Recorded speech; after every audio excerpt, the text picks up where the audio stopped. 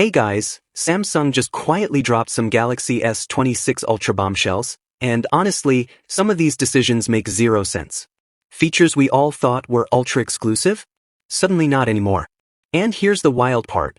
While Samsung is busy hyping up the S26 series, the S25 lineup is selling like crazy for the exact opposite reasons Samsung expected. So if you're even thinking about upgrading, stick around, because this gets interesting. Let's dive in. First up, the camera, and this is where the confusion really starts. Hardware-wise, it's basically the same as the S25 Ultra. Same 200 megapixel main sensor, no major changes. However, Samsung is finally introducing a 24 megapixel default shooting mode across the entire S26 lineup.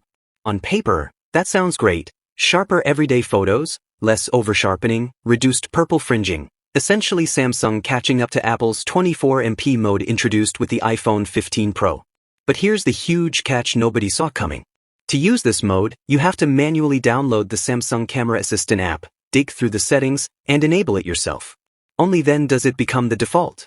And after you press the shutter, there's up to 3 seconds of background processing. The photo captures instantly, but you have to wait to see the final image.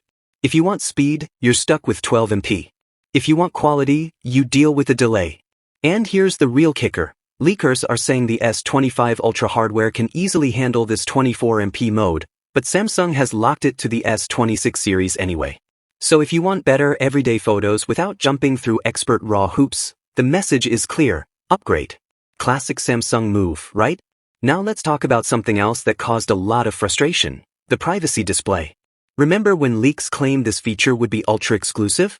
About that. Someone installed an internal One UI 8.5 build on the S25 Plus, and surprise, the privacy display was right there. That confirms it's coming to the entire S26 lineup, including the base S26 and S26 Plus, phones that barely get any real hardware upgrades. This AI-powered display feature hides your screen from side angles and honestly might be the one feature that actually feels upgrade-worthy. But of course, it's not coming to older S25 models. Samsung says it's hardware dependent, which sounds very convenient, doesn't it? As for hardware upgrades overall, they're pretty minimal. The S26 Plus sticks with 45W charging and gets a tiny battery bump that Samsung will definitely market as a big deal. The base S26 gets about a 300 mAh increase. Only the Ultra finally jumps to 60W wired charging, which honestly should have happened years ago.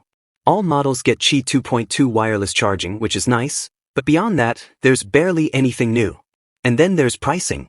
Samsung executives have already confirmed a price hike, especially in Korea, which likely means a $30 to $60 increase globally.